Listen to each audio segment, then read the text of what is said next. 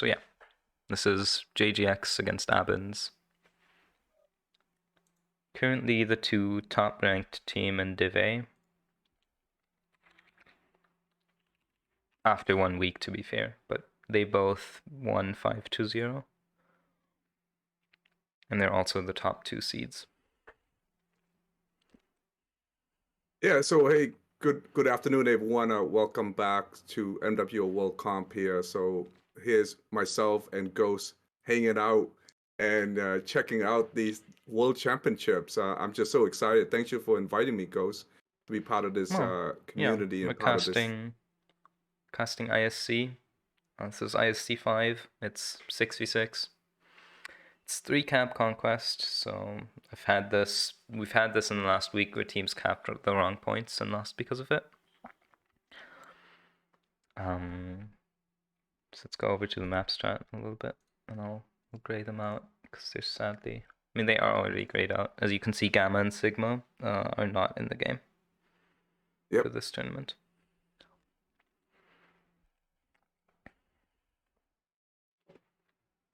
JGX is already locked up, being quick with the lobby. That's very nice. So you might get a game 1 here quickly. What is the basic strategy for this particular map from your perspective?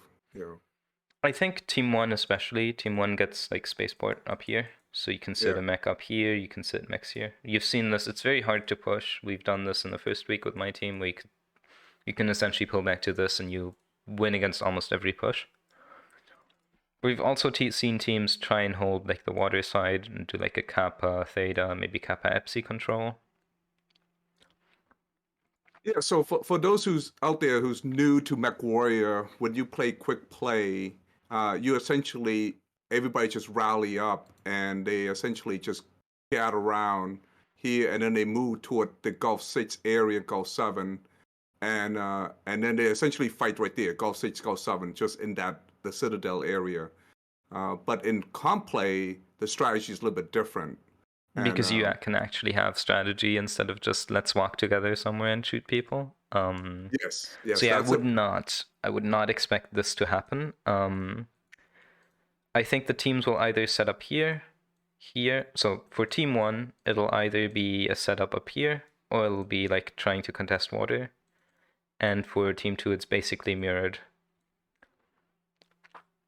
So you might also end up with like this, or the other way around, where they like set up diagonally. But also this is the lightest drop, so it's a lot less static and a lot more flexible in what you do.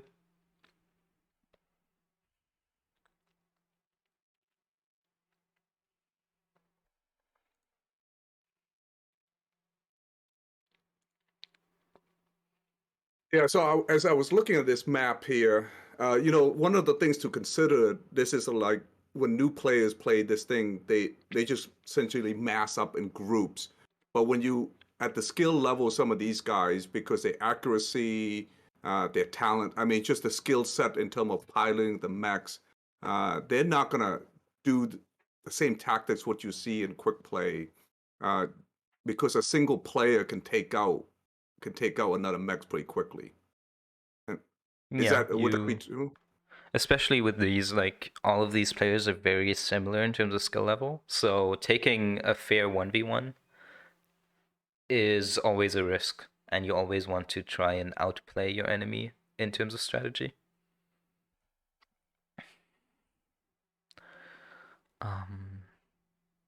And yeah, I'm very interested to see what these teams are trying to do. This is the first time we see a light drop on this map. The last week it was the heaviest out of the 5 drops. Oh yeah. For light mechs, you think they just try to rush for points more so than, or they're trying to do something clever, something that you probably would never see before, like they have different tactics? I think in general, with 3 cap at 15 minutes, especially with light mechs, it's very little about caps, and it's mostly about kills.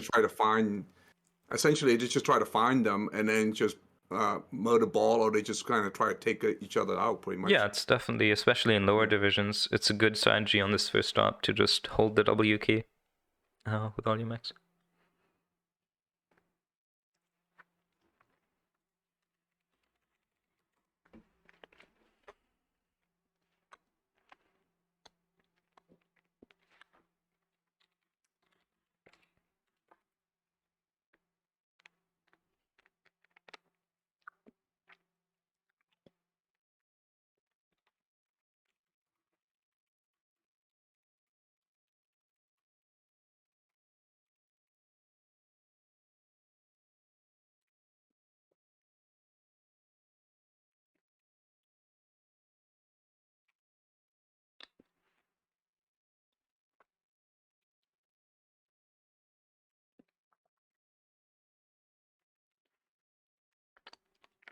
So both teams are locked, and we can launch the match.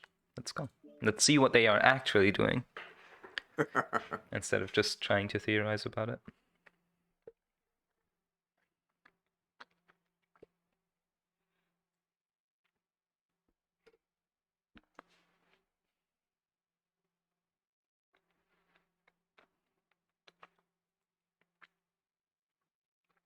Wow, I'm excited about this. It's just to see, the top player in the MWO community to be able to face off against each other, and you'll see different tactics and different strategy that come out of this. I'll run through Team 1, and then you can go through Team 2's mechs, see what they're bringing. All right.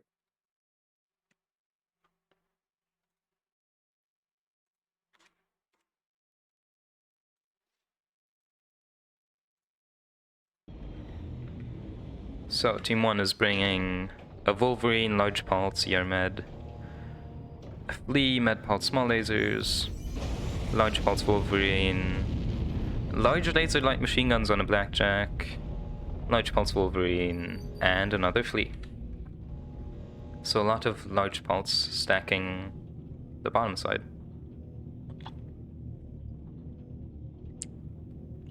What do we have from Team 2? We have... Yeah, so Team 2, this is with Bowser. Give me a second. I'm trying to switch ABINS. up.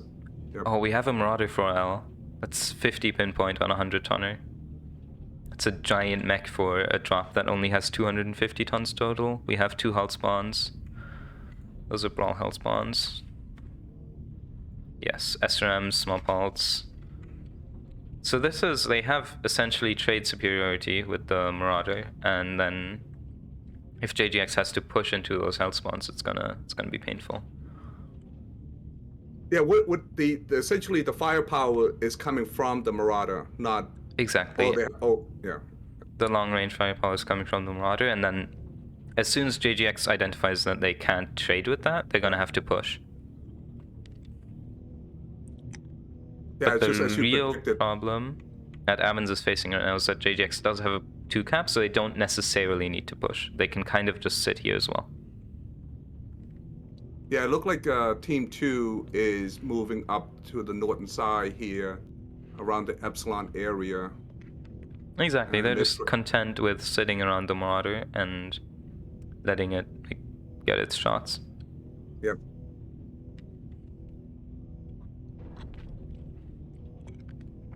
Looks like one of the Wolverines has been hit. Maybe that was like partly a headshot. No, just yellow at 96%. That means it's XL for sure. So Wolverines need to be careful trading against the Marauder.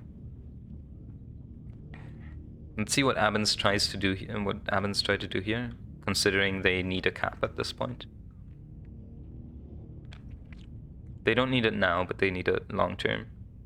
Otherwise, if both teams just sit like this, JGX wins. What's the role of the Flea 17? You see how they just move back and forth from the red team side here. I'm looking I think at the moment they're trying to scout. Yeah. But realistically, they should try and grab a cap, which is very hard to do. They have to go for Theta at this point. But JGX has almost all their mechs there. Yeah, I'm looking from a red perspective. You got Tyos trying to cross a bridge. He's just kind of like faking. Military term, this is what we call feint. He's just going back and forth, Oh, and he's just sitting there scouting, like yeah, taking looks at whether or not JJX would be pushing, so that his team knows and can come back to help the Marauder. But yeah. at this point, what would be more helpful is trying to get data, because that forces them to push. Now, for all those new players out there, if you look at Tyos and if you look at Texas Scrub, Lord, and Pleasant Wood, they're all in the 317. When they peak, they just go back and forth really fast. So this way, they don't get shot, because a lot of time new players, they peak, they would just stand there and just in the open and looking at targets. But they actually going back and forth here behind covers.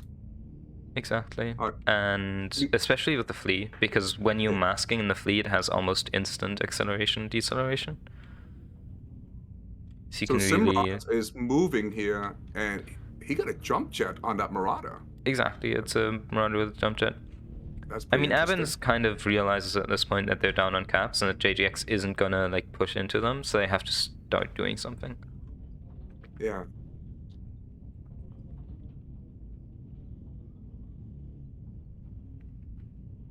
They have to start like moving up, trying to take angles and being aggressive themselves. Which is not optimal with their current deck, especially not with that Marauder. You cannot push into the large pulse Wolverines with it. It's interesting they went with the Wolverine setup and Oh, Flea the 17 Wolverines for the Giga Quirked. It's really good. If you don't need jump jets, it's a really strong mech with large pulse. Yeah, that's what I was that's what I was thinking. Like, wow, they forego is it for the armor, for armory, or for the firepower? It has weapon What's quicks. It has like okay. a lot of range, a lot of cooldown and heat as Yeah. well. All right, so Simrad's in his Marauder, he's pretty much moving out in the open now. I I think he mean, yeah, at realized they these don't have the ranges he range to contest can. him. Yeah, they Exactly. don't have the range to contest him. So he's just gonna have to try and get angles, but JJX is doing the smart play. They're just sitting on their Yep. cap right now, and ABINS is gonna have to do something like soon. In 2 more minutes, this match is already like won for JJX if they have 1 cap, so... Like, ABINS really needs to already be on theta with the fleas. The last 4 minutes of the match, ABINS has done nothing.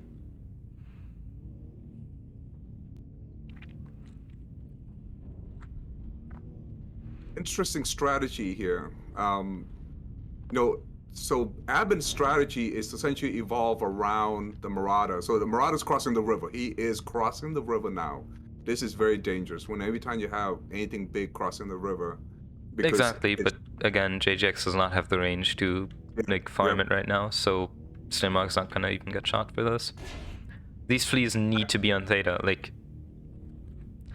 right now, JJX doesn't have angles on it, so like, There's no reason for them not to Texantias take need it. I to don't be understand why they don't there. do it. Exactly. So, And yeah. yes, it's dangerous. Yes, it's not optimal. And you like, if you were safe, you wouldn't do it. Yep. But you're not safe. Like, you need to do something. So now they're on theta. Yep. They're sending Simrod to go out on top of the platform. And if they get theta here, they actually win on a 2 cap, which means JJX is gonna have to push. And it's gonna suck pushing into health spawns, but they're also not in the city anymore. These health spawns need to move up to theta so that they can get close enough to the Wolverines.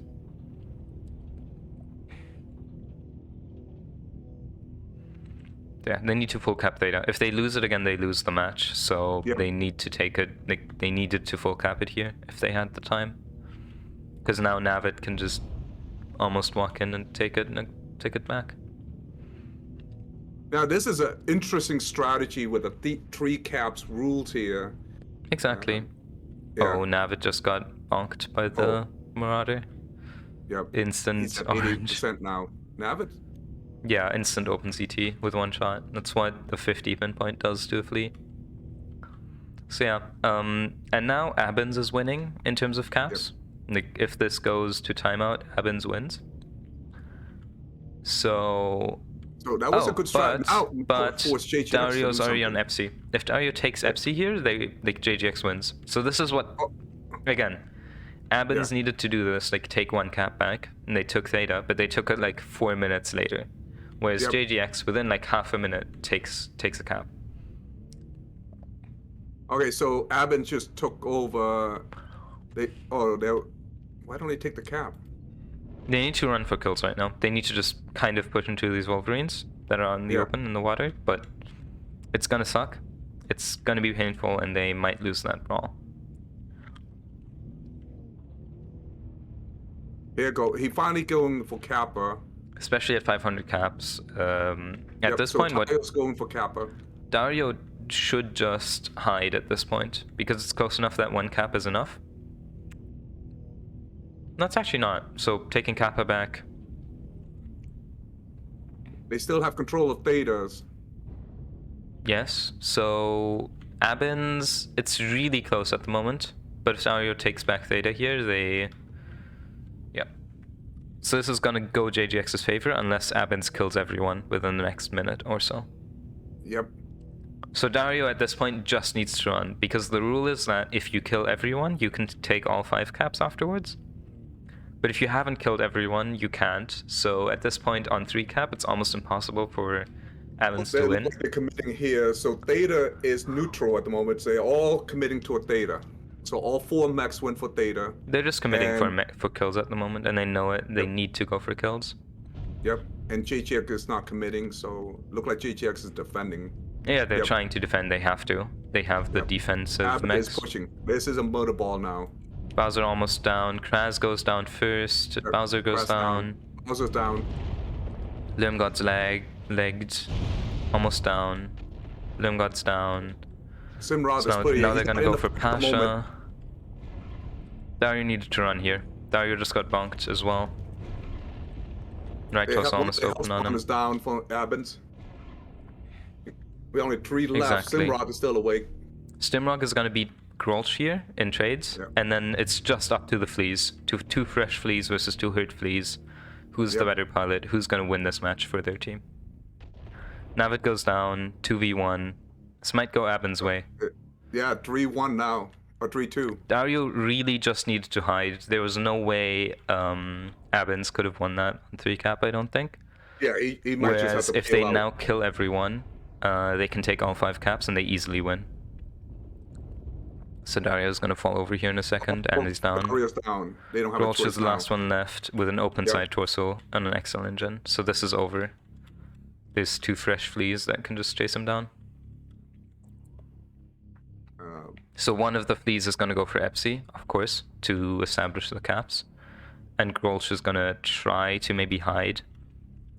Hope that they have enough caps that it won't be enough, but they do not.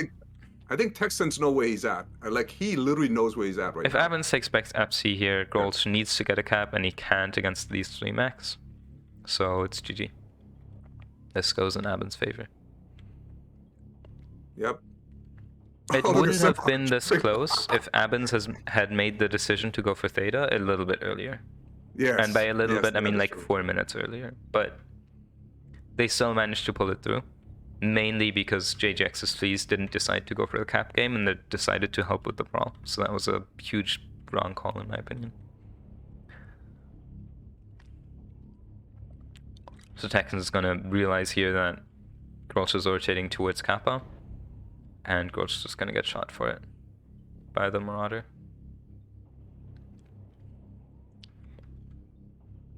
Manages to dodge 1 shot, but there will definitely be another here coming out of the... He's at 57%. Oh, those. He's 1 touch. He's 1 touch on inside torso. Yep. So these fleas are just going to run up and kill him. Yeah, that's what they look like. They're swamping around him right now. Exactly. Like, both of these fleas are... I mean, they're open on their legs, but if they get close, they win, so...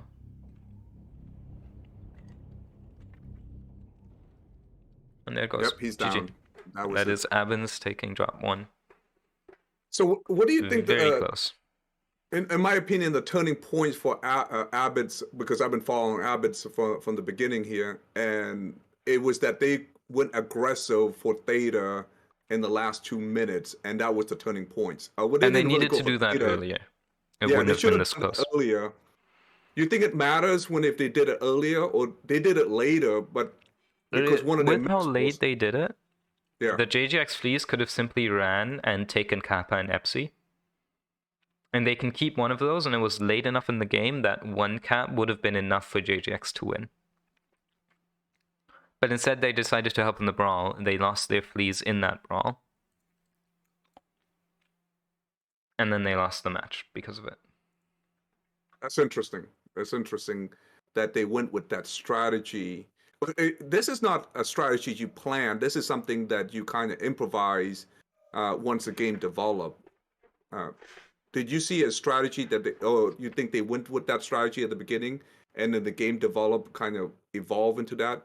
Because I didn't sense that with ABINS. ABINS, it seemed like their first strategy was protect Epsilon area, and then they realized they were losing on points, and then they had to go to Theta.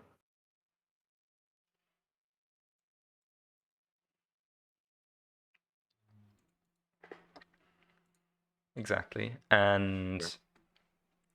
essentially, JGX early on took mechs here, Yep. and they took hold of Kappa and Theta. And ABINS had this extremely defensive setup around Epsilon, which you cannot push into. If JGX had decided to like push into the Marauder instead of hiding around their caps, they would have lost. But over time, of course, the 2 cap is going to win against the 1 cap. So what ABINS needed to do is, again, what they did way too late, but they needed to go for Theta here. Yep. And they did. They took back Theta, but it was just too late. JGX could have won that if they made the right decision, in my opinion, again. But their fleas Yeah, decided to help in the brawl. It's a I tough think call. also the key to Abbott's victory was that it was just perfect timing. When they attacked JGX, I don't think JGX was prepared for that. Exactly, and in that brawl, it's a really tough call to make. Yeah. Do you ask your fleas to come back and help you win the fight, or do you tell them to just go for caps? And whichever way you do it, you're gonna pick the wrong option, as always with these things. Like sometimes it's the right call to just go for caps. But if Yeah. those So fleas when you, came in and they would have won the fight outright, yeah, then JGX would have won that. So I that's think always the call.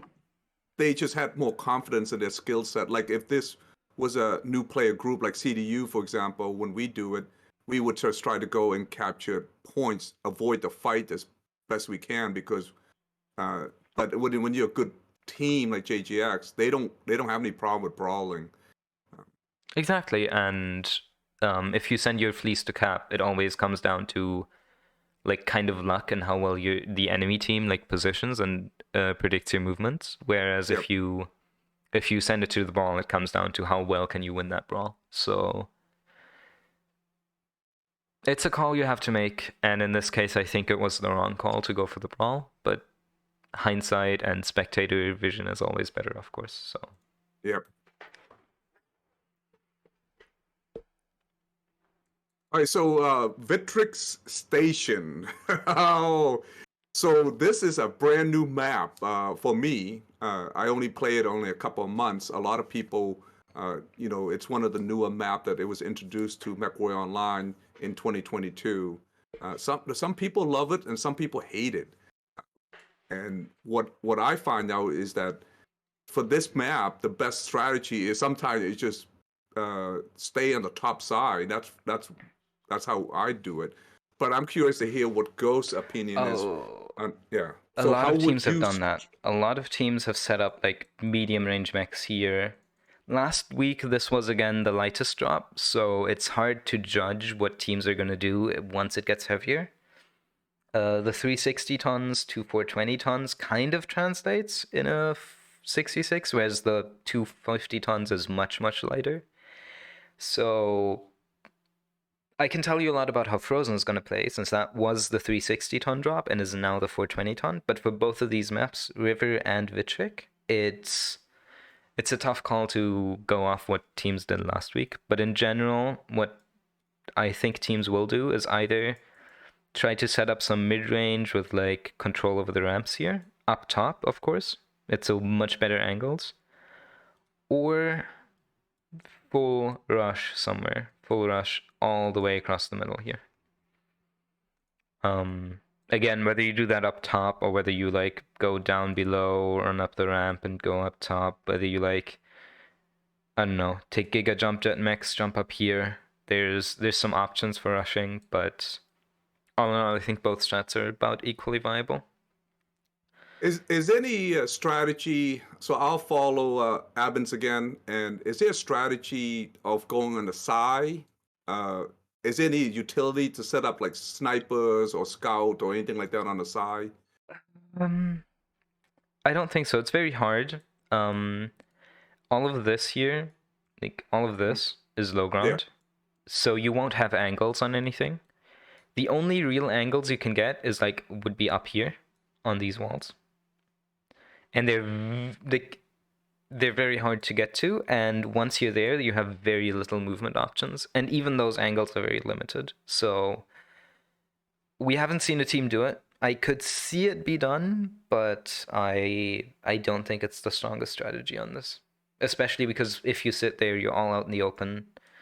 And if you sit, for example, here, and the Daka Mauler walks up here, that's already at 900 meters, so it's already almost an optimal for like a Mauler. So I don't think even in the heaviest drops, those long-range wall mechs would be viable. But yeah, I can see teams doing it for sure. And I can see it working as well. It's just, I don't think it's strong.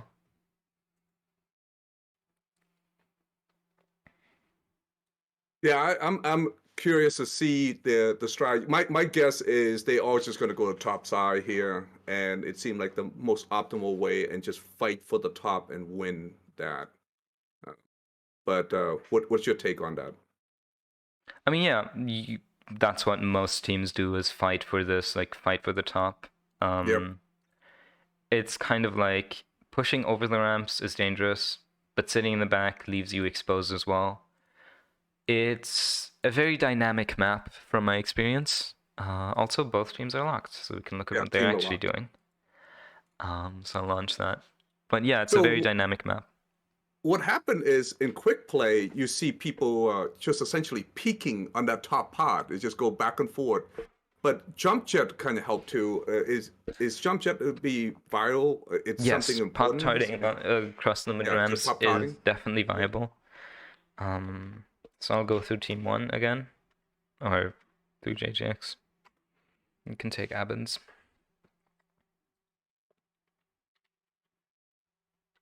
But there will be a tiny bit of a delay before the match starts because all the players have to load in. Yep. There we go. So we have a Crusader with laser vomit and small lasers. We have small laser heavy machine gun javelin. AC5 light PPC Hadamoto. Those are common Dakamex. AC5 light PPC Hadamoto. I see another javelin and a AC5 light PPC Black Widow for the hero mech pick. What do we have from ABINS? Give me a second. I was so ABINS. We have Bowser in the Mala and Javelin 1F. Wow, 2, 3 javelins. And 3 Mala. Maulers. 3 Maulers, all with 1P. quad UAC5, and their javelins are running light PPCs and heavy machine guns. So those javelins that ABINS is bringing, they have more range and they theoretically also have more DPS, but JGX's javelins are more forgiving since they have more jump jets. So they can jump up all the way from the bottom. And then JGX is bringing slightly weaker traders over, but they're bringing a Crusader instead of an extra javelin, which is a huge change. Pros engaging now. And for those out there who play quick play, you know, the 1P is not something, a standard max that you see in quick play. So this is interesting to bring them out. A lot of times you'd use the MX90, which is with like 6 AC5, AC5s, AC2s. But this is a Mauler that has almost equal DPS and has more speed. So we have, you see the Crusader and the Rogon. That's going to be interesting. I don't think So ABINS this has is scouted that. So they're just going to yeah, push and they're going to have a Crusader in their back in 2 seconds. this is an interesting strategy. Um, Abin is just pushing strong. They essentially press W and move forward the whole time. They Lerngod haven't slowed almost down. open CT. Grolsch is Yep. almost open on his right torso. But Oh, Temu's the first we mauler got to one go down. down. Bowser's gonna go down in a second. I don't think the They just took out push with the Simrap. maulers was the call here, Yep. because JGX Uh, had weaker traders and they we got had the Nate Crusader. shooting him in the back. Wow, they just took out the Mauler right in all in about 15 seconds. Pasha's completely fresh. Texan's gonna go down here. And Palisari and Scout Derek are trying to win a fight against Dario and Now they're getting onto Navid. him. They might win this fight against Dario and Navid, and they might get these kills, but it's not going to be enough to win the match. I don't think so. Palisari already legged and dead. Scout Derek. Yep. This Scott would have to Derek's be an only one left. insane carry, especially against a Crusader. A completely fresh Crusader is almost unwinnable against. He's at 51%. There you go. It's already legged. It's over. Pasha come out to finish him off. The GG. And Yep, Krasno. JGX takes drop 2. So Wow, it's that 1 was to 1. yeah, that was interesting. Why did Abin just went all the way? They just literally went straight into it. Yes, I think they scouted very early that JGX only had 2 javelins, and then they assumed they had 4 traders instead of assuming a Crusader. So they thought they would lose trades with the maulers and had to like abuse their 3 javelins and just full push in that scenario. But again, pushing with across these ramps is always suboptimal. You are always gonna like walk out against 3 people at the same time and get shot. So the drop 2 goes to JGX, and I'm gonna do a lobby switch, and you can talk a little bit on the map strat if you want. Okay. Yeah, that strategy that was it's crazy, for guys who my skill level is nowhere near Ghost and some of these guys JGX, and so I'm looking at it from a new player perspective. And first of all, they use mechs that I don't recognize, or most people don't even use or recognize, but just to push all in one drive, that means they got their information pretty quickly, and the drop call is just pretty much like, okay, here's all the mechs, they're all up here, let's go and attack them, and they just went straight up, but in a matter of second, they're all just pretty much dead. That's just to show you the firepower and the accuracy of JGX on the combined drop. They just called target and said, hey, I'm going to shoot this target, and they all aim at it, and they pretty much kill out the mouse pretty quickly. That was really good focus fire. You can see one of the maulers didn't do more than 100 damage, just probably coming across this ramp, getting shot by 3 Daka mechs at the same time. I think what really happened is that ABINS scouted 2 javelins, whereas they have 3. Yep. Which means they have more DPS at close range, right? And then you have to assume that JGX has 4 mechs sitting in the back here. So if you're gonna sit with your 3 maulers here, you're gonna lose those trades, 3 versus 4. So what you need to do, of course, here, if this is what you're assuming JGX is doing, is you need to push. But what ABINS didn't scout is that one of JGX's mechs, the 4th mech, was actually right here in a Crusader. And in that scenario, they have weaker traders, you win trades. So the actually right call for ABINS would have probably been to stay back. Then again, I think the Crusader is currently one of the strongest mechs in the game, and you can only use 3 of them in total, so... Yeah, I remember you told me that the Crusader is broken. Exactly, so... Yeah. It's interesting that JGX already used one of them. Mm-hmm. It means they cannot use them, like they can only use 2 more in this entire series. So yeah, it's a huge, it's a big investment, and it of course makes the deck that JGX had a tiny bit stronger than I think ABINS' deck was.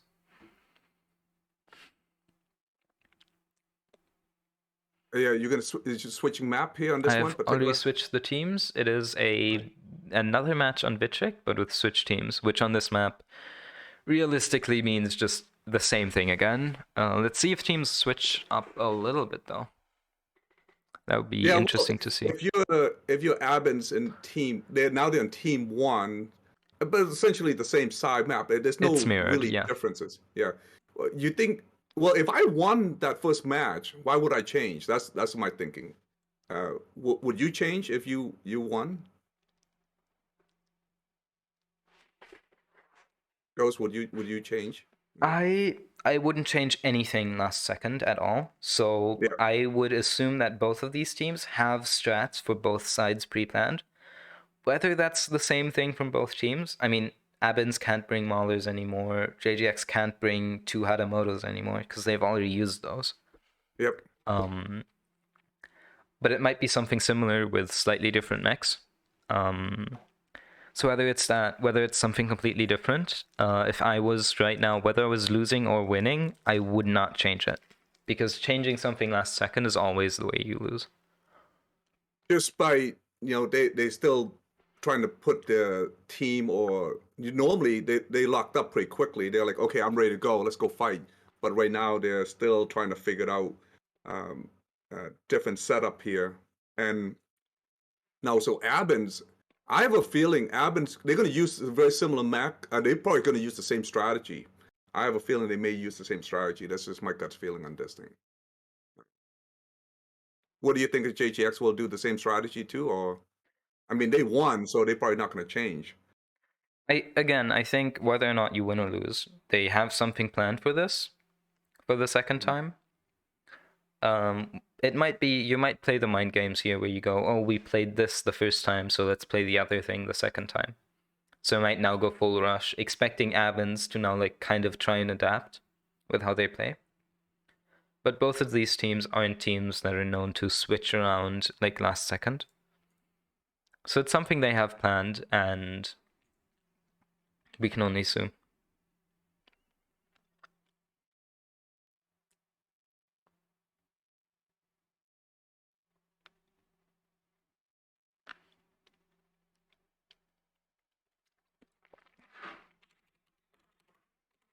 What can replace the Mauler if they were going to change the mechs? What's your opinion on that? What kind of drop they would? I can't think of any mechs that can replace the Mauler The for Hadamotos, that capability. it's almost the exact same thing, but 10 tons So less. essentially the opposite. So JGX will take the Maulers and Abbott's going to take the Hadamoto. It would be hilarious if that happened. Yeah. That would be funny, yeah. I That want to is see that funny. now. I'll buy you a cold beer if that happened. All right.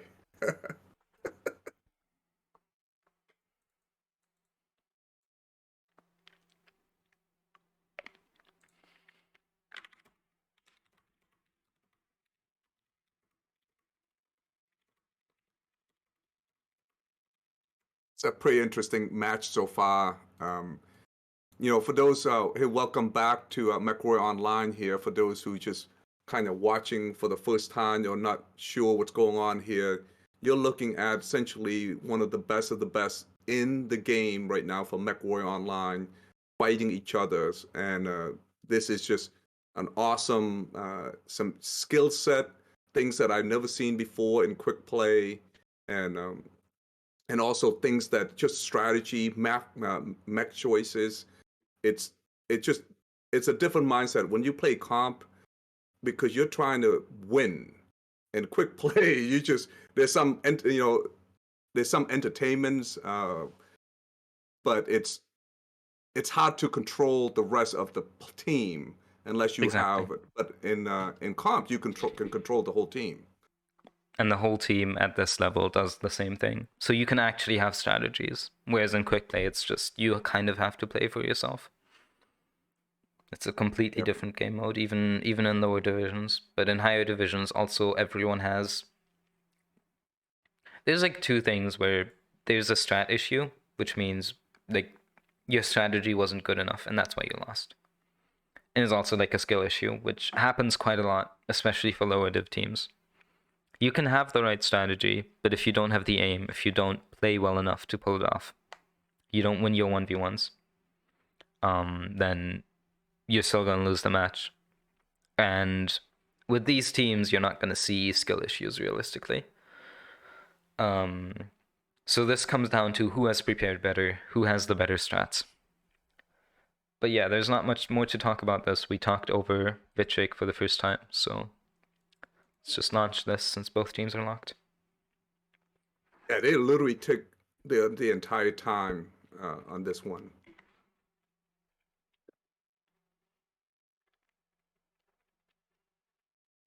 All right, since for a cold beer here, I think my gut's feeling is they're going to use very similar strategy we've seen earlier.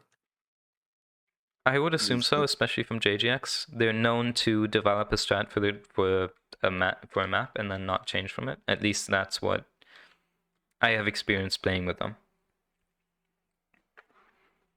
For reference, this is my old unit. So ABINS on the left side, they're the blue color now, not the red color. And let's see. From JGX, we have a Bushwhacker AC5. We have a Firestarter with light peeps. We have another Crusader, the exact same build. Another Hatamoto, a Mauler, and a Javelin. So on Abbott size, Bowser in the Hatamoto, and that's a light PPC Ultra AC5. You got Palasaria Wolf. He's in a Vulcan 5S. That's very interesting, snub nose. And then you got Texas Scrub. He's in a Firestarter. Oh boy. And then Scott Derricks. He's also in a Firestarter. And Stimrog and the Highlander bringing light Gaussier PPCs. The IS Highlander. What a mech pick. That's a mech we haven't seen a lot. You don't expect to see. 2 light Gauss, 2 year PPCs, and 3 rocket 20s. That's interesting. JGX pulling the exact same thing, whereas ABINS opted to take a more trade-focused mech this time. Maybe switching it up, expecting what JGX was going to do, and trying to just out-trade them this time. Yeah, so it looked like ABINS is not pushing, so they are going back on the reserve, shooting from a distance here. 2 Hatamoto, and you got their fire starting in an advanced scout here. What do they use the Vulcan 5S for? I'm just curious. And that's the snub Vulcan. It's essentially it's just for pop-tarting. 2 snubs, 3 heavy machine guns on that Vulcan. Decent DPS, but especially mask and 2 snubs with jump jets, he can pop tart pretty well. And if, say Navid's Firestarter tries to trade with it at 300 meters, it's almost always going to lose. Unless, of course, Navid's Firestarter is also snubs. If I could click on it, that would be helpful. Light peeps, small lasers on the Firestarter, so... Kraz is going to have to walk up in the Crusader here, but you really don't want to engage in the Crusader, and you don't want to peek these ramps, because you will just get shot by 3 people. JJX has cap control, so this is on ABINS to do something. It's interesting strategy here. The 3 front line is the Firestarter and the Vulcan 5S from ABINS, and they're on the blue side here, but they're just essentially going back and forth peeking. Exactly, they're just... If you push over these ramps, you're in the enemy's territory, so they're just essentially playing that border and trying to get trades. Yeah, they're not really shooting either. Are they just kind of doing like a decoy? Because all the firing come from the Hatamoto. Yeah, they're playing defensively at the moment, which they shouldn't do. Kraz is going to walk up here in the Crusader, you might get a back shot. Oh, Pelisario getting his entire back opened up. They need to jump this Crusader. They need to form up with all their Firestarters and you should just jump it right now. And they win. It's 3 against 1 because Krasno is essentially they 3v1 Kraz right now and they win the match. But they weren't fast enough about it. Now Dario and Navid are going to reinforce him. Yep, so. Dario's back and Navid's kind of supporting. I don't think they saw him. That's a problem. Yeah, he managed to shoot their back a couple of times. So Kraz on this ramp is going to almost single-handedly win the match, just by dismantling their lights in the Crusader. Again, a super strong mech. Lots of firepower, but if it's out of position, you need to kill it quickly. So the Vulcans right now is keep an eye on. There's Krasno shooting at a point blank. Pelisario already down to 70% almost. Yep, he's at 70%. That's huge. Oh, he's in flame. And They got to do something with grass now. Let's see if the Hatamoto is going to make any adjustment on this. Hatamotos aren't doing anything. They're still trading with JGX's Hatamotos in the back, and they are... Pasha's at 90, Lim's at 95, Sim's at 79, so those Hatamotos and Highlanders are actually almost losing trades against JGX's. Palazzaria, he's at 64% now, and he's playing a little more conservative. He's not by himself anymore. Exactly, he has to, back. but Yep. he might lose his mech here. He's already almost one touch on his side torso, and that Vulcan is XL, for sure. Oh, Scott Derrick, I don't know if he fell down or he jumped down on purpose. So he's down on the ramp, and Navid and Scott Derrick is trading. Exactly, and Scout can't push up this ramp because Lerm has Overwatch over it, whereas Kraz could push up here because the Hatamotos were busy shooting other things. They can gang on Darius right now. He's by himself. I don't know if they're aware he's by himself, but Scott Derrick's all by himself down the basement. Yeah. They would overextend, and at this point they don't have enough armor to actually gank the javelin. So I think this is already lost. Palisari is going to go down to Kraz. Yep, and Texans just jumped down. Although Kraz is open side torso, so if he does die, that's also huge. Stim is down to 77%. Caps are still ticking, but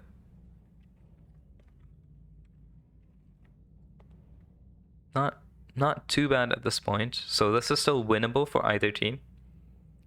If, say, Stim lands a good shot on Kraz's side torso, the Crusader instantly falls, and that like almost wins you the game, trading a Vulcan for a Crusader. But so essentially, they're playing defensively. ABINS defensively back in the area right next to the Hatamoto. Similar to the first game, they're playing defensively, very defensively, but they're losing map control and cap control.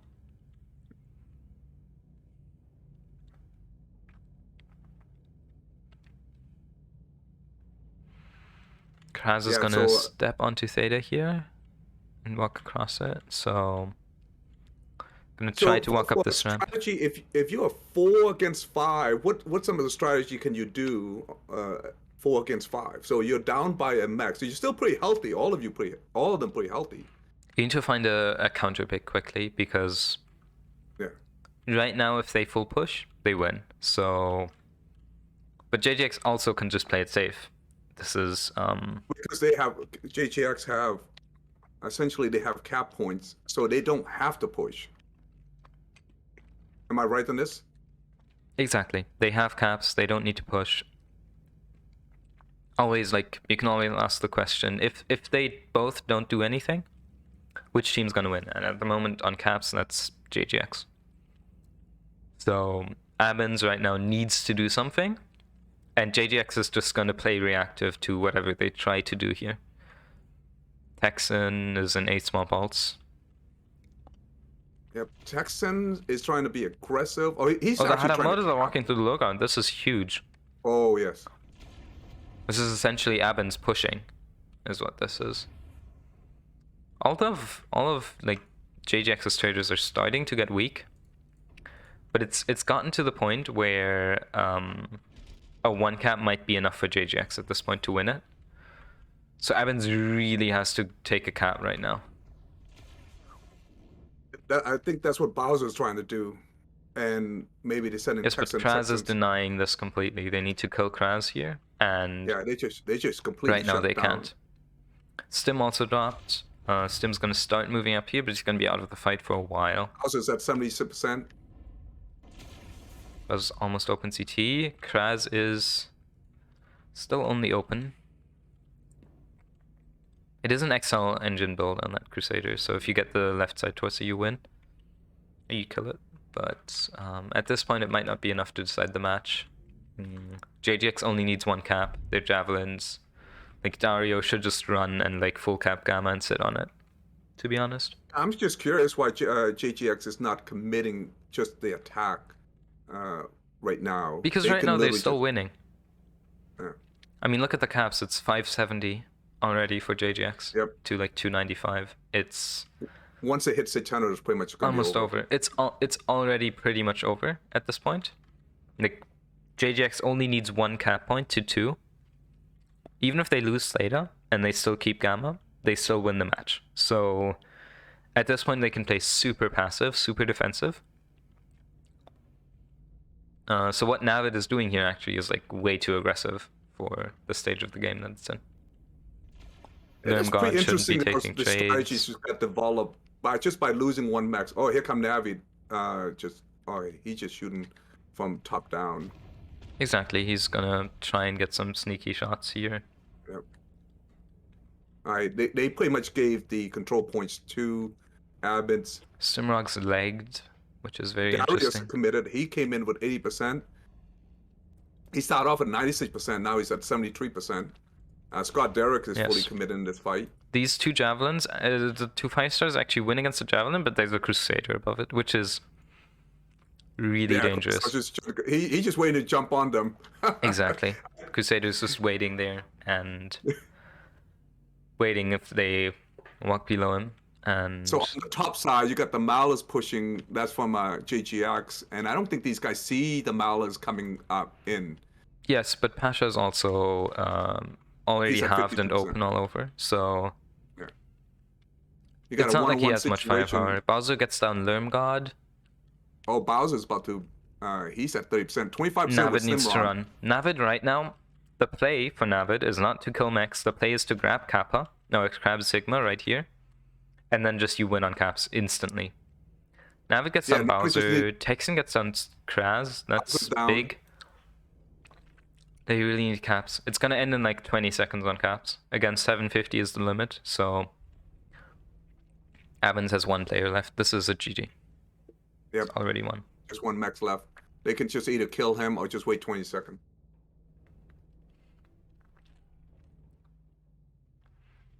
And there it goes. Kill. Wow. This is just to show you that how important it is in a small skirmish like this, how important that each max is. When they lost the Vulcan, it's pretty much was done. It was like the game was already decided. Yeah, and the entire match is like completely. This map is very reactive, as you can see, where the Crusader is really strong because you can force people to make reactions that they don't want to make. You can walk up to that ramp, you can bully their lights, and then they need to move up their assaults, like ABINS did. Which is, as you could see in the first drop, not nice, or very suboptimal. In the second drop, you could see that you have to walk through the low ground, which is okay-ish, but it's still not good. So you optimally, like, you don't want to do that. Yeah, this one here, I don't think they saw grass coming up. So when he came up that ramp and Polarizia and his Vulcan, he literally got shot up multiple times. So I don't know if he's aware of that he came up the ramp. So it was got him by surprise, and he was pretty badly hurt. And then they took him out from a long range distance once he exposed himself. Exactly. So essentially, Kraz just got the pick on this ramp here. Yeah, that was the MVP move. That can be a risky move too, because like you point out earlier. Exactly, and he's alone here. If all 3 lights instantly collapsed, then Crusader would have died. It would have probably killed one of the lights, but trading one of your lights for Crusader is a huge trade. Like, that's really good. You want to do that. And yeah, you point that out too. You're like, when Grasso come up the ramp and they were shooting at the Vulcan, all 3 of them could have turned around and just gang on him, and game was over. But they, for whatever reason, they didn't do that. Exactly. And if you hesitate like 10 seconds, the Crusader already has 2 lights with it. And if you go take that roll with your 3 lights, you're going to lose completely. So it's like, it's a 5-second decision there. And if you make it within the first 5 seconds, you can gank a Crusader.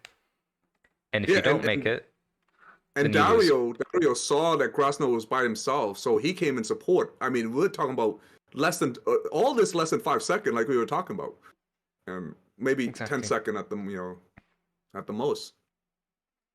But there was an opportunity to jump on Grasno's, but Grasno got the upper hands, and he took some badly down. He was at 50%, and then was dead after that.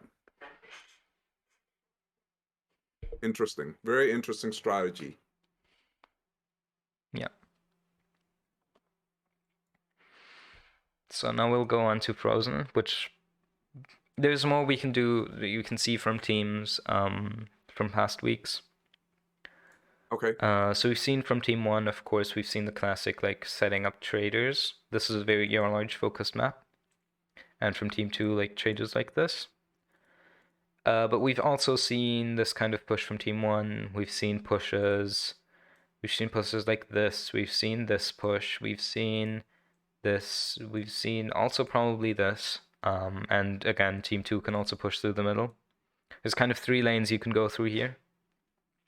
Yep. And you can also try and sit back with traders. So Well, let me ask you this from a new player's perspective out there, because a lot of time people ask, one of the number one question people ask in comps, when they watch comp, they're like, why don't they use LOMs or missiles? It's a And so, very simple thing. mhm. In general, what you do when you play lock-ons is you let the game aim for you. And that's very good if your aim is worse than the game. But we're playing at a level where your aim is very much better than what Lerms will do for you. So Lerms will always be worse since they're balanced around the average quick play player usually. Lerms are going to do less damage in a good player's hands compared to other weapons, and more damage in a bad player's hands compared to other weapons. So in comp, Yes, they're very niche and only useful when you really need to have indirect fire, say shooting light mechs in a cap strat. I've done that before, actually against JGX, and it worked. yeah, I saw you with the Warhammer for Yeah, a couple of it's comp. it's a very very niche weapon for comp. Yeah, Similar thing goes for Rax actually, where you have huge face time, which can be very easily countered, but if it works, it really does work. yeah. So what Ghost is saying is that a lot of new players, they love long range missile, and what Ghost is saying that these guys here, JGX and ABINS, their skill level is so good that they're shooting better than the LUMs, than the lock on weapon system. And that is true, because if you expose yourself, these guys with long range weapon will hit you every single time. And lock on weapons, for a new player, it's great because you are not that accurate shooting in a long distance. But for comp, just not viable. It's just not as effective as somebody aim and shoot at the people.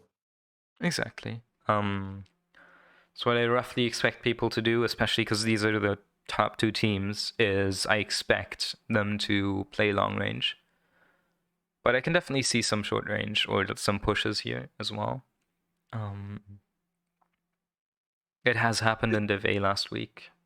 Is there any advantage of ABINS? So are they going to take any of the? Oh, it's wrong color. Are they going to take any of the control points, like Epsilon, and then maybe Yes. push for Theta? It's a similar thing where if you have a 2 cap, Yep. your enemy needs to do something about it. But also, if you take 1 cap, you have, like, as you could see in the first game, ABINS decided to not do something about it for 4 minutes, and they still won the match. So taking 1 cap at the start is going to buy you a lot of time, even if your enemy tries to go for caps.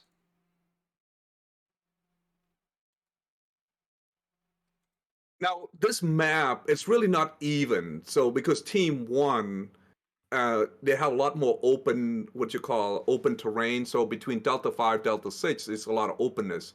But if you look at Team 2, there are a lot of building It's structures, hills, and valleys and stuff like that.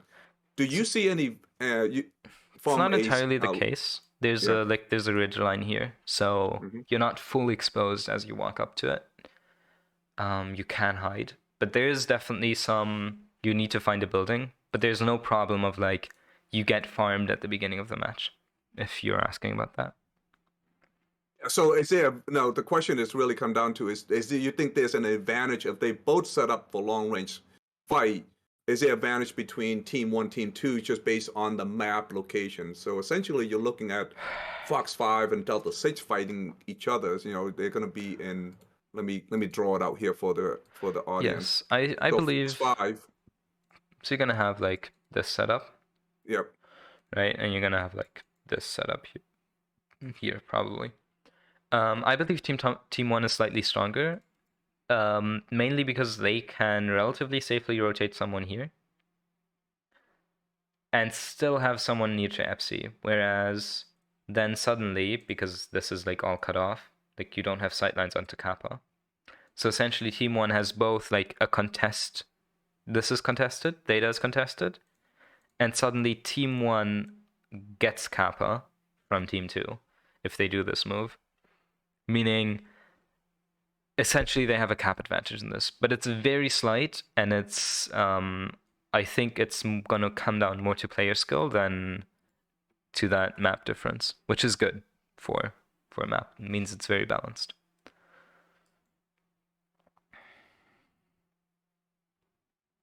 All right, so we're gonna theorize here a little bit. These guys here so far in the 3 matches that we saw, we pretty much you see a balance of long range weapon system from ABINS, and then with fast mover. My gut's feeling is that they're gonna go with long range in this map. Just the valley. I can't see them doing anything else other than just go long range sniping. Yeah, I expect them to. But I can definitely see some pushy things happening on this map. We can see ABINS setting up Alpha with 2 in Bravo and 3 in Charlie. So I'll draw that in real quick so that people can. So they have 3 in Charlie, 2 in Bravo, and 1 in Alpha. Need to make that a little bit. The Alpha is probably going to go for Kappa. Exactly. 2 So I and expect 3. that to be a light That's mech. kind of weird setup because that's not where you're looking at. Where would they set up the sniping point then? If Well, you drop 2 Bravo and has a 3. decent line. You can walk up here. So that's not too Okay. bad. JGX in the meantime are setting up, it looks like, 3 in Charlie and 3 in Alpha. Very simple.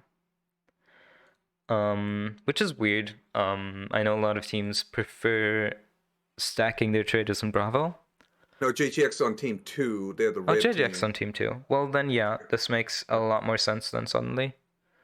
So we have ABINS, of course, with 3, 2, 1. Only 1 in Alpha going for FC. 2 Bravo, 3 Charlie, just probably rotating towards Alpha 5. You have JGX, 3 on the right side, 3 on the left side. And then before we do a radio cast, both teams were locked, so we're gonna see what they are doing. It's 2-1 for JGX, so if ABINS wants to win this match, essentially, they need to win both of these frozen drops. They still have all their Crusaders. JGX only has 1. Both teams have all their Stalkers, which is probably the strongest trading mech you can get. So what do we have? From on team 1, ABINS. you got Scott Derricks in the Crusaders. You got Texans in a Firestarter. You got 2 Stalkers. Rick Rom just jumped into the group here, and Bowser in a Crusader, and Stimrob also in the Stalker. So you got 3 Stalkers and 2 Crusaders. So wow, Crusaders definitely. JGX is running 3 Stalkers, a Battlemaster, and 2 Vulcans. So we're running 2 Vulcans for cap control. They're running large pulse Vulcans, which is unusual, but it's not the worst. And yeah, 1 Battlemaster, of course, with 6 ER large, and then the 6 ER large Stalkers. ABINS also running 3 Stalkers, but one of them is a 4N. That's very interesting. That is also 6 ER large, but it's the HSL one, the one that can alpha 6 ER large, presumably. Winning trades, and the rest are 5 ER large, that's interesting, and a 6 ER large Stalker. 2 Crusaders. This is exactly what I meant. Now that 2 Crusaders are going to go towards Kappa, ABINS gets cap control. You need to be careful here. They cannot flip Gamma. So essentially, Stingrob is their Stalkers in the ER large laser. He has 6 ER large laser. All of them. All of the Stalkers and the Battlemaster, they're all ER large lasers. This is a complete blue laser lightsaber fight. So all of JGX has rotated, trying to get control of EPSI, but ABINS are going to take Kappa here. So it really does come down to who takes Theta. ABINS is going to have a slight cap lead here. Taking Kappa. So they got Epsilon and it's very JGX got tiny. Epsilon and Yes, ABINS got Kappa. It's very tiny, but ABINS is ahead on 30, by 30 points, so they will win if nothing happens. But this is not a scenario where either team has to do something.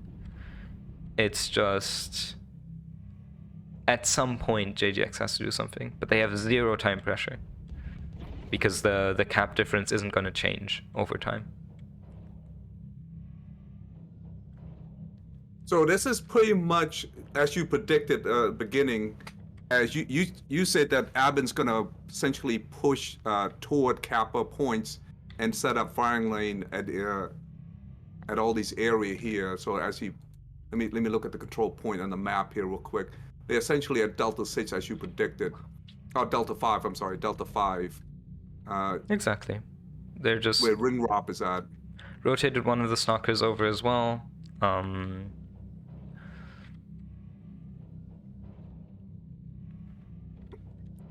Just at the moment, both teams are playing for control. Theta is a very exposed cap, so I'm not surprised that neither team has tried to go for it. Yeah. Nobody wants to take damage right now. Exactly. So they're trying to deal damage at the moment, but they're not losing their lights because caps are going to be what eventually matters on this map. Both Crusaders rotated back towards Delta 5. This is going to be interesting with the 5-starter here. These Crusaders can deal decent damage, and they can get close to JGX's traders. That might win them the match because those 2 Crusaders in a brawl are huge. They're 12 smalls, 2 peeps. They kind of leave Stimrod all by himself. That's fine at the moment. Because they have full scouting, and Stimrog will know if the Vulcans try to go for him. So there's essentially no danger for him at the moment. Let's see. Can Navid scout these Crusaders coming up? I'm pretty sure. Yeah, he just saw them. He just saw them. They can actually, yeah, they can jump him. They can't. He's way too fast for that. But now JGX is going to start rotating. They have to start rotating. Those 2 Crusaders in the face are going to hurt. They're going to hurt a lot. And it's not good. It's not what you want to happen. Jiffy... I mean, all of these traders are playing relatively passive, both knowing that this is not really going to go down to trades, more down to caps. Bowser is at the furthest edge here. He's at a hill.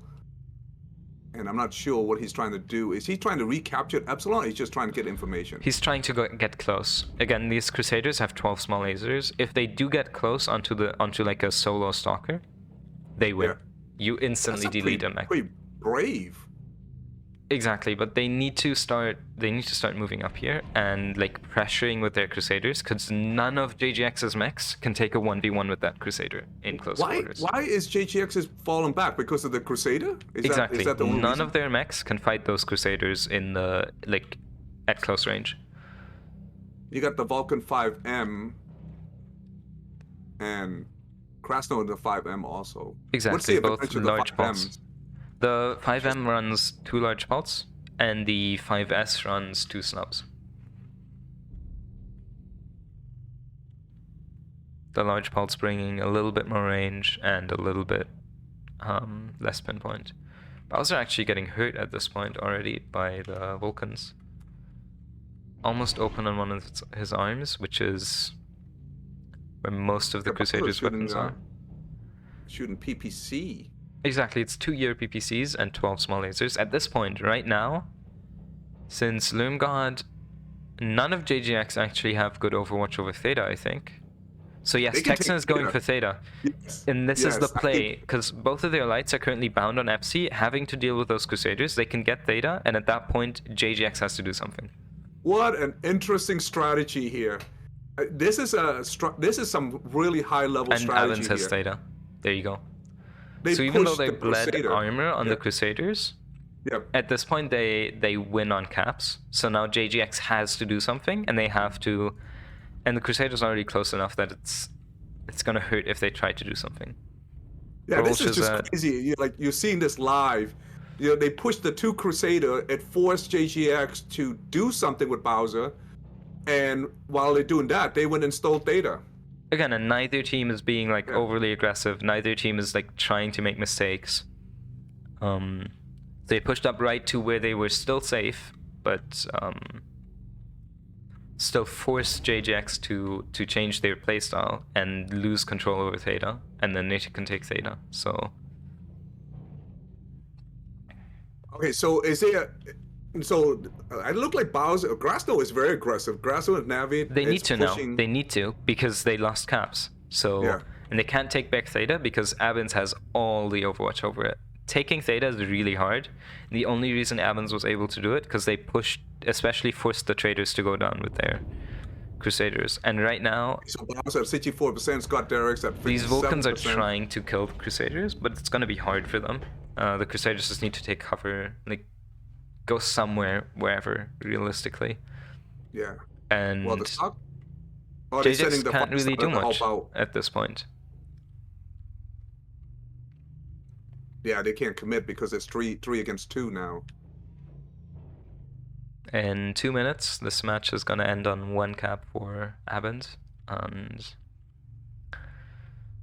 the more time they spend on 2 cap, again, the higher. Right now, JJX actually has time pressure, whereas before ABINS was ahead by like 20 points, but it wasn't gonna be more than 20 points. But now every single second that passes gives ABINS more points. JGX is pushing their stalker. Exactly. They have to start moving up. They have to start winning their trades. Yep. They have to start. So Grasno is trying to split the attack between Bowser and Texans. This is crazy strategy right now. He is being aggressive with Navin in the back supporting him. Yes, but if Kraz makes a mistake here and walks into Bowser's Alpha, he instantly loses, almost loses a side torso. Oh, he's like taking that. some See damage his right now. left He's side at torso 6%. almost open, Yep.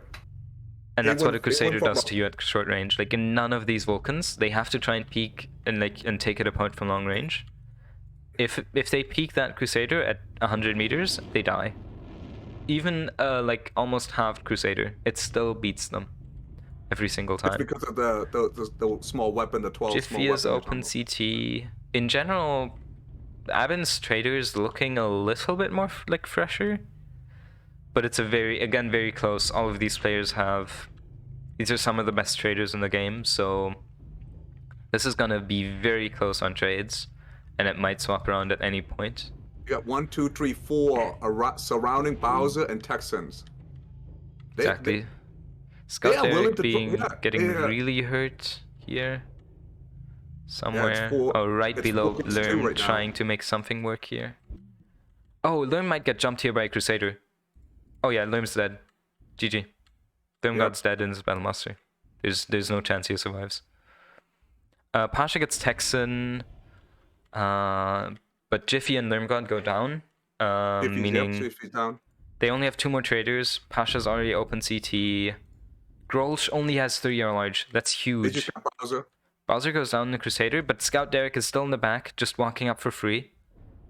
And Kraz is looking at it, but there's not a lot he can do. Rickrom's standing out in the open because he can. At this point, they don't have enough traders. Pasha goes down. Grolsch only has 3 are large, so all of ABINS traders can just sit out in the open and look at them. And they can't do anything against Scout Derek. It's also... We're at a point in time where a single cap is enough for ABINS. Kraz goes down, so that means Navid would have to try and grab all 3 caps, which he can't do at this point. So I think this is over. ABINS won this. Yeah, it's just from the numbers and size and positioning, it looked like JGX is going to have to come from a very long taking uphill Theta battle. taking Theta really decided the match. because at that point, JJX had to start doing something. And they were forced to essentially do something that wasn't winning them trades. They had to bleed a lot of armor and bleed a lot of health just to try and take back caps, which wasn't going to happen. So that move with the Crusaders won them the match. It was the battle before that. It was the Bowser pushing up. Exactly. So Bowser pushing up forced JGX to react, and that meant they could take Theta. And at that point, they again 2-1 cap. JGX has to do something, and that moving up through the city, lost them the match.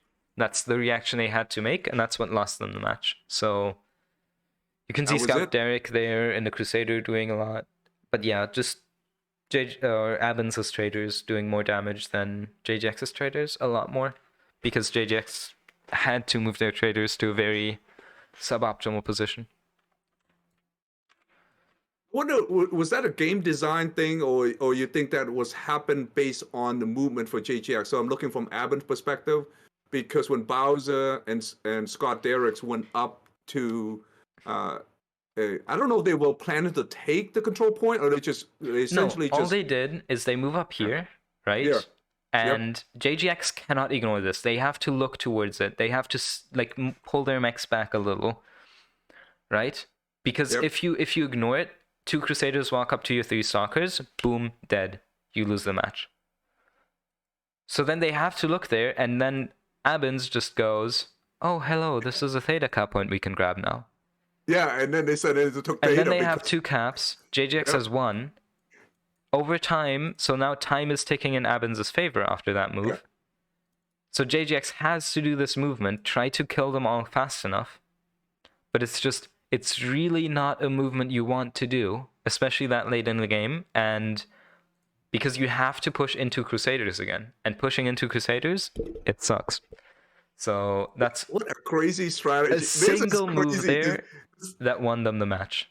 Yeah, to see this live, this is unbelievable to see this live. You know, like you're not gonna see something like this in quick play. This is some advanced level, tactics here.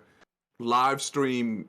When you're watching Bowser, Scott Derricks, essentially feinting to take Epsilon, and they pull their light or their medium max, the Vulcan in, and then the rest of the team just took Theta and they lose armor, and we gotta swap sides. It's like it's a very hard thing to play against if you are JGX, because you have this choice of, do you ignore Theta, do you let them get Theta, or do you let the Crusaders roam free, where the Crusaders from here, they can go grab Epsi, they can go kill your mechs.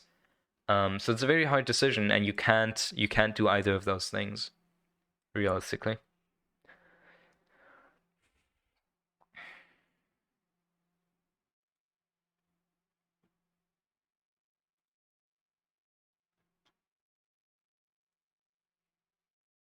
So now it's 2-2 for both teams.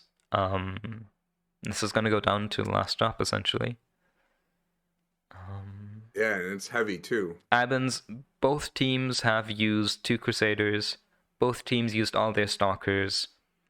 They're about equal in mech usage. We'll see where this goes. This is going to be very interesting. Can you put up the map up for the next? It's going to be frozen again, except the team sides are swapped. So this time ABINS is going to be team 2, and JGX is going to be team 1.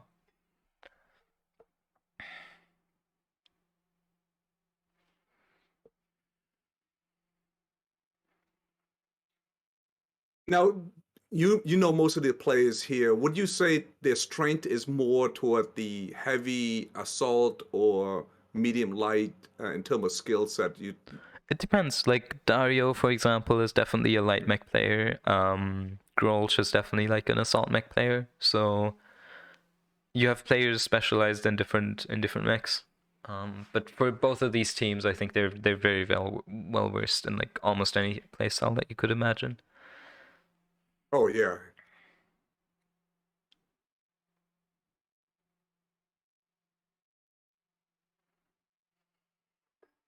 It's interesting.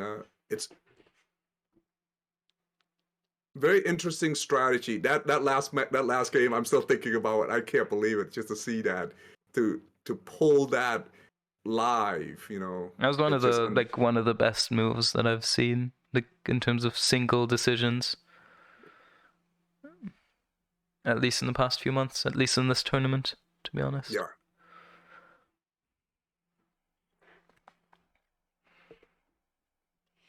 So can you explain, for those out there who's kind of new to this kind of stuff, what's the advantage of a 420 tons rule tonnage rules? What's your setup? Why not just go all assault, or what's the configuration? Well, you have rules for it. So the first drop is 250 tons, the second Mhm. is 360, the third is also 360, and then the last two are 420. So there's some choices you can make. You can split your tonnage about evenly. That gives you the most firepower. But then you have this effect where, say, two snub Vulcans, they can just run and kite you forever and win the game 2v6. So you kind of have to make that trade of whoever brings slightly more trade is going to win. But if you bring only trade, if you bring it like a lot more, you lose. You may lose out Deck on the wise. speed and Exactly. capturing control Lose out on points and stuff. speed, you lose on caps. But if you bring slightly more trade and your light mech still somewhat contest, you usually win. So that's what, again, a thing that ABINS did here. Yep. JJX having 2 lights and 4 traders, and ABINS essentially bringing 5 traders and 1 light with the 2 crusaders.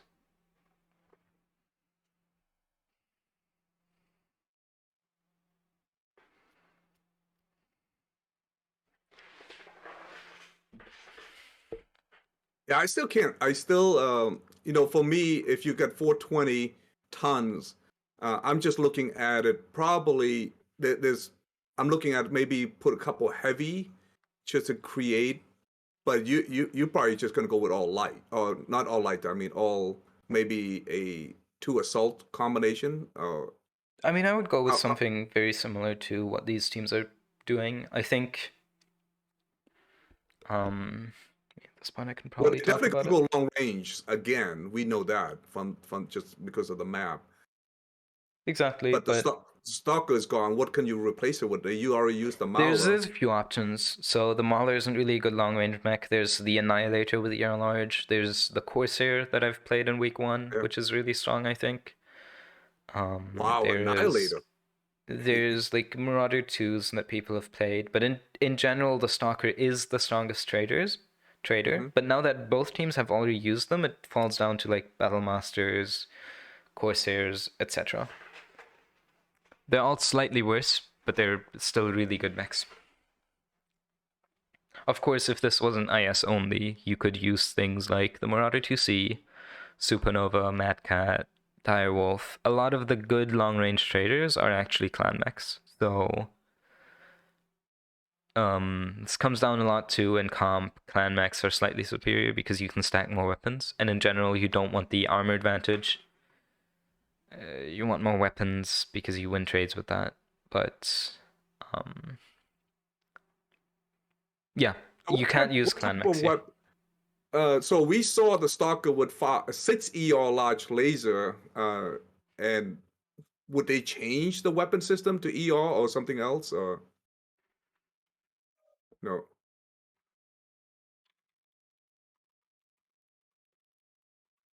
I I'm I don't think they're gonna change. I think they're just gonna bring ER large laser again. Yeah, I think larges are again the way to go, the safe way to go. Um, but I can definitely see some like Daka rushing here as well. Yeah, I'm curious to see the surprise here. That's gonna be great, man.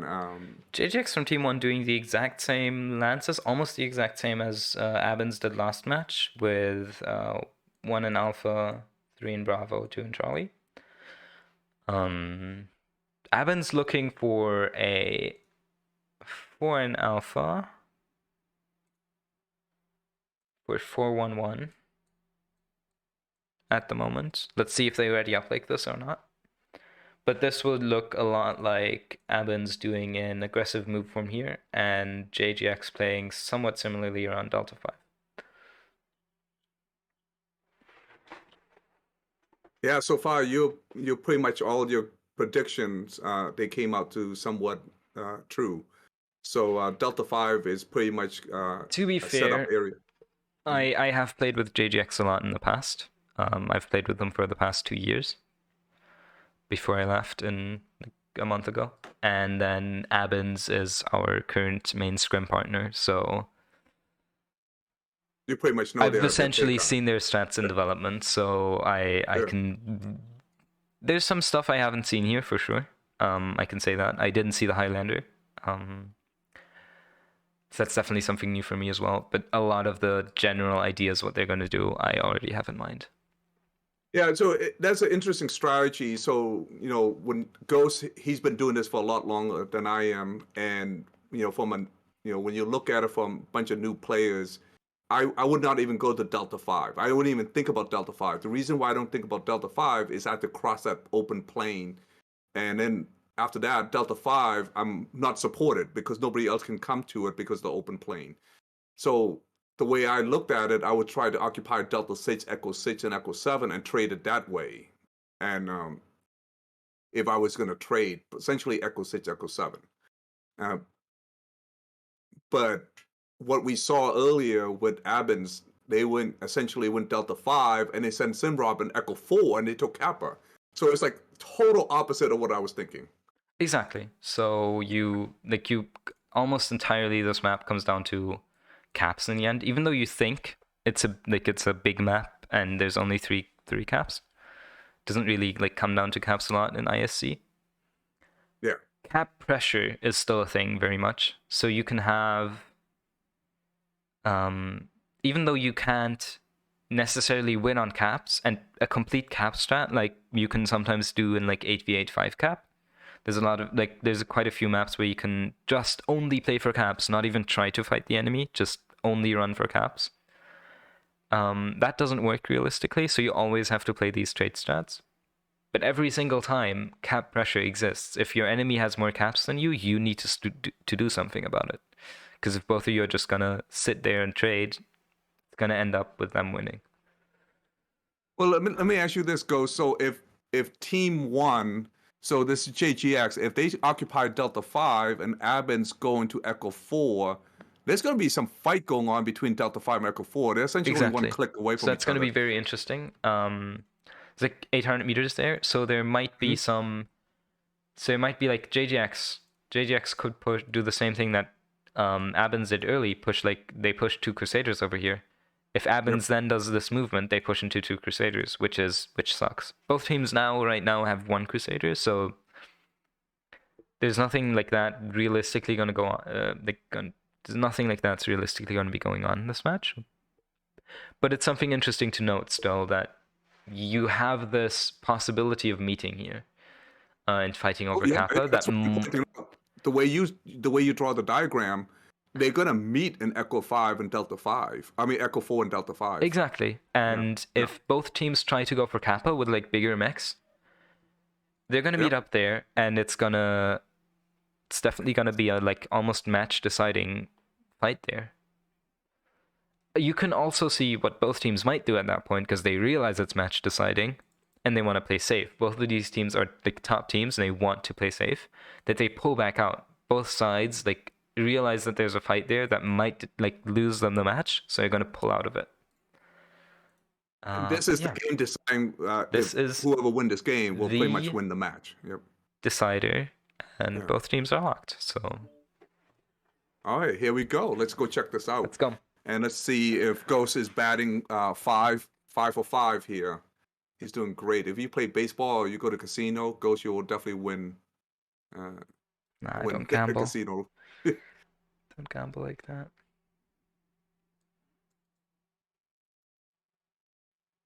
Okay, so let me set it up here. So I'll go through Team 1, JGX.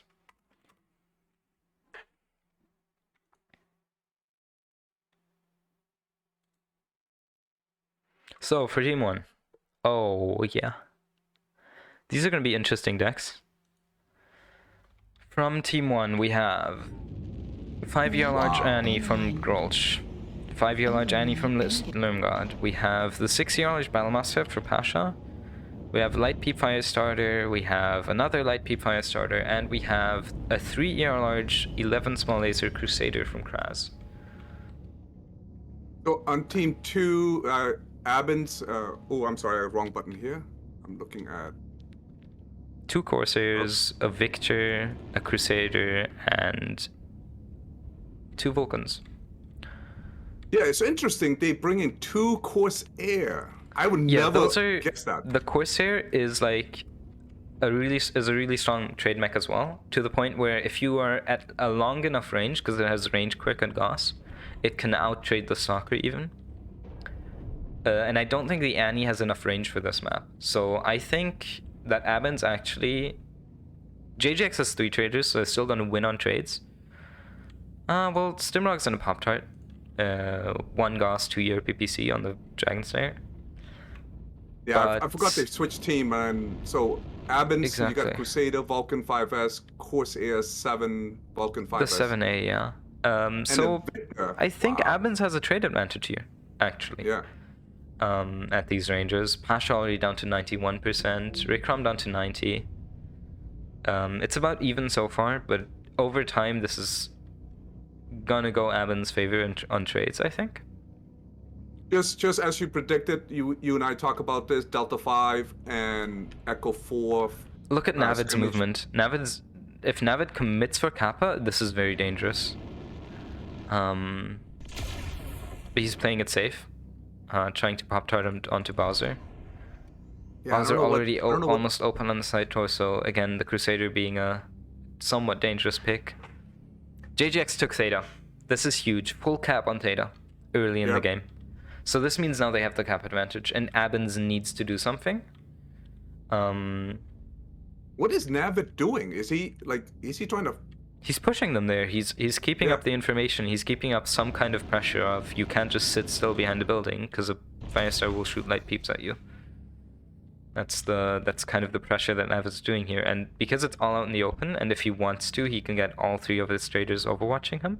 They can't like counter push him with a Crusader, which is usually what you do in this situation if a Firestarter overextends.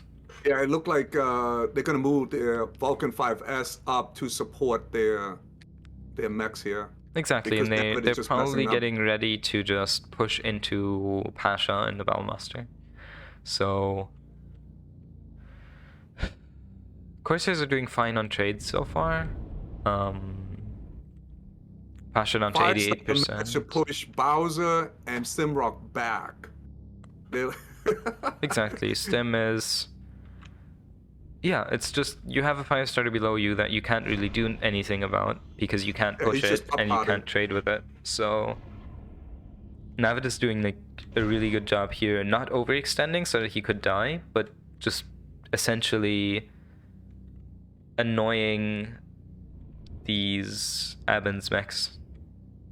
Yeah, Scott Derrick's at 100%, but he's smoking. Scott's at 92%. He just has an open arm. That's why he's smoking. But it's an arm that has nothing in it. So. Yeah, he is. Okay, so they finally moved Scott Derrick's up. This is comical to watch Navid in the Firestarter essentially pushing the Corsair and the Victor back. And okay, here comes Scott Derrick. Look, what you do is you just take your dual Goss and you headshot the Firestarter, right? And the Corsair. That's what you do in this situation. It's not reliable, but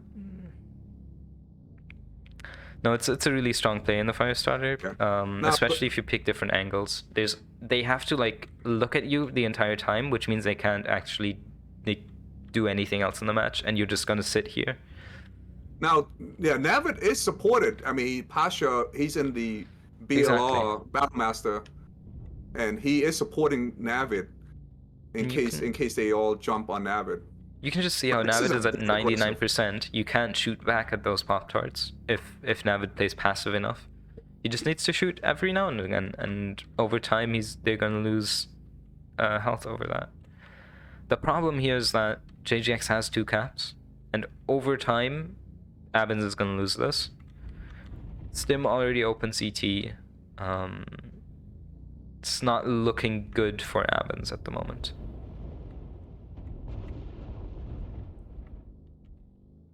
Pasha's still pretty fresh. Lerm almost has an open side torso. Kraz is fresh. And Grolsch. Stimrock and the Victor, he's at 66% right now. Exactly, he's open CT. He has a... He kind of has to play passive at the moment. I don't know if I like the Victor pick in general. I don't think it's the best mech. I think there would have been a lot better options for it. For this role. But it probably just need the weight, the 80 tons weight. Yeah. Well, what's interesting, they bring the Corsair. Like, I wouldn't... That's The very Corsair is interesting. actually really strong. One of them is almost open CT though, and Tamu is fresh completely. So Ghost, it's crazy how you predicted. You predicted the Annihilators. They bring an Annihilator, and also their tactics. Now, essentially, they're pushing right into the control and point. Kraz and the Crusader just walking up, deleting Stem. This is huge. So now JGX has a kill advantage, and they're still up on caps. Stem is down. And with a Firestarter against the Vulcan, actually, against 2 Vulcans, considering that if they know that Bowser is all the way over on the other side of the map making some kind of play for Epsi, Kraz and Navid can just push here, and that's what they're doing. Actually, what they're doing, they're moving up here. Against a Crusader and a Firestarter. Exactly, and if they just push here with the Crusader, those Vulcans lose. But they're just pushing them up against the ridge again. They don't have to do anything. JGX don't have to do anything. They got... Temu is one-touch open CT. JGX is winning trades now that it's 2v3. They got control points, and then they have, you know, number of mechs advantage, and health too.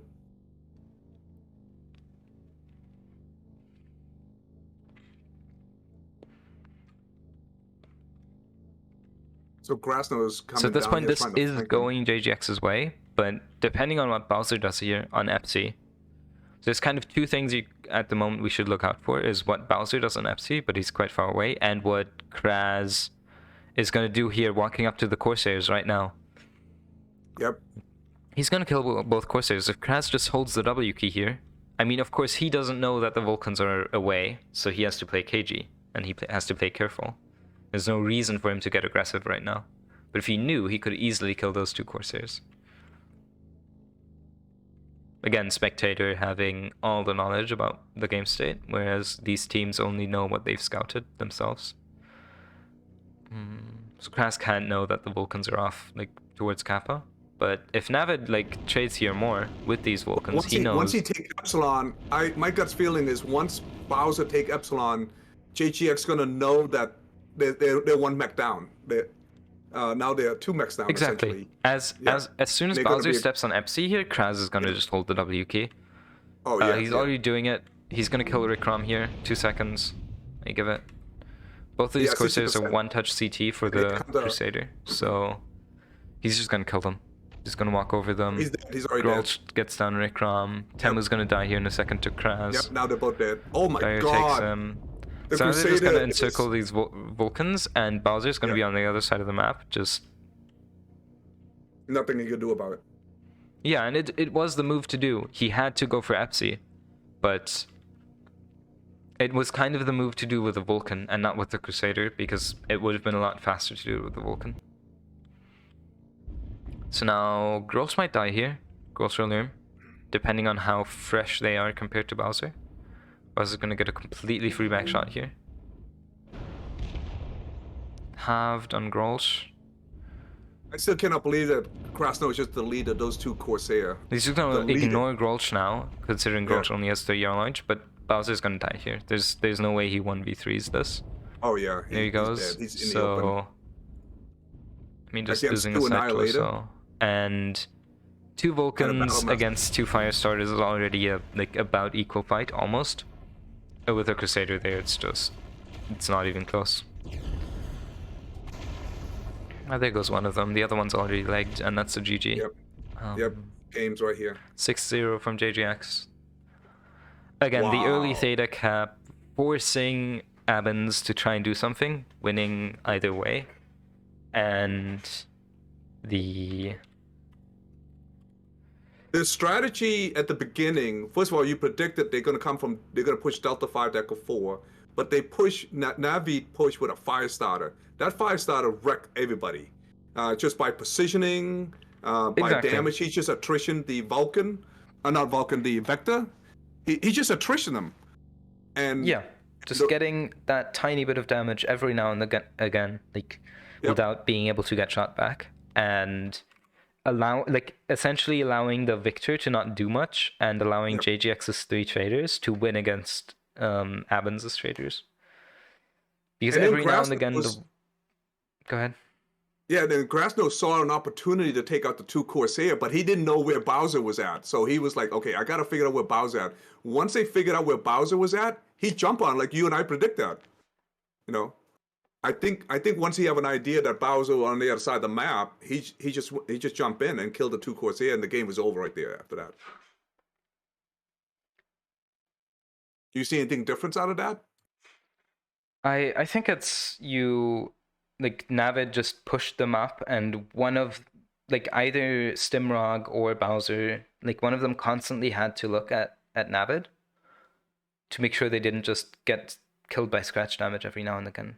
And then at that point, it's a 4v3 essentially for JGX trading, and they win that every time. You can see that in the damage numbers. Pasha getting like 900 damage, just winning on trades. And then, of course, the early theta cap, making it even more safe for JGX to win.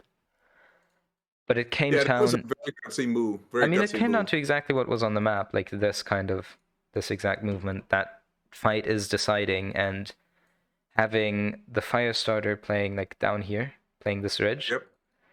You have to look at it. You can't sit here because you get shot. You get shot every now, so you have to look back to try and get a shot as he jumps up. Yep. But that means you're not trading anymore, and that suddenly means JGX still has 1, 2, 3, 4 traders here, and ABINS has also 4, but one of them at least is looking at the Firestarter, meaning it's a 4v3. You're always going to lose that. Yeah. Yep. You hit nail. It's a very aggressive. This is something like Division D and E doesn't think about. Like I would not think about sending a long mech, essentially a Firestarter, to the bottom of the base of Echo 4 and do pop-tarting against their traders. That is something like, it's just such a risky move, you know what I mean? But obviously it works at a higher division, higher skill. That's very viable. Now I'm just curious, why didn't ABINS did not counter that? You know, they could have sent Bowser down there to counter, but they did not do that. Exactly. You cannot push out in this open because all 4 of their traders see that and they just kill you as you move out. So you have to sit up here, and the Firestarter, you can't punish it by pushing it, so it gets to just sit there and not get pushed out. I think what they needed to do is either stack up with both Vulcans, a Crusader, and the Victor and push up here, or send a Vulcan back to grab FC and have the Crusader here to deal with Kraz's Crusader that was coming up. But having the Crusader do this entire movement, which costs a lot of time, essentially cost them the match because Kraz just walked up and essentially killed everyone because Crusader is Crusader. But yeah, still really close match all in all. Very, very it's close. A 3-2, which always means it's a close match. It was a really nice watch, and yeah, it's some very advanced strategy here that we've seen, especially in match 4 and match 5. Where the early match is essentially, they just straight up brawling each other. But match 4 and match 5, and this particular map, you're seeing some very, very advanced strategy. Exactly, it's essentially the 2 best teams in the world right now in this tournament. So It's really nice to see that this was a close match. It's going to be interesting to see which of these teams is going to take the win for their Yeah. for Div A this year, or this tournament. But as of now, JGX seems to be slightly ahead.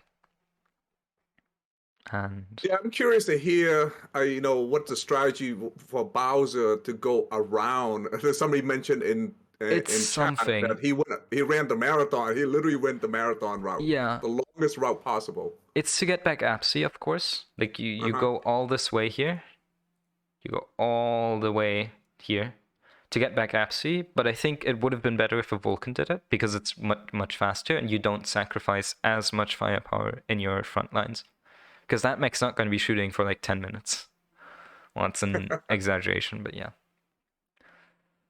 So yeah, that's it. That's a 3-2 victory for JGX, and I think with that, we're gonna end this stream.